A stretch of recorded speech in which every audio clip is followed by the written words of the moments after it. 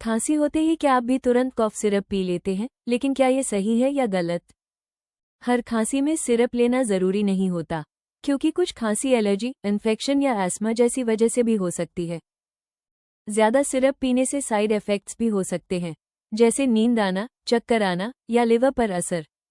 हल्की खांसी में होम रेमेडीज यूज करें, जैसे भाप लेना, गर्म पानी पीना, हनी और जिंजर ज्यादा असरदार और सेफ होते हैं। तो याद रखो, कॉफ सिरप हर बार सोल्यूशन नहीं है। खांसी अगर एक हफ्ते से ज्यादा रहे तो डॉक्टर से सलाह जरूरी है। सेल्फ मेडिकेशन से बचो और हेल्थ को सेफ रखो। अगर ये वीडियो हेल्पफुल लगी हो तो शेयर करो और सेव कर लो फ्यूचर के लिए।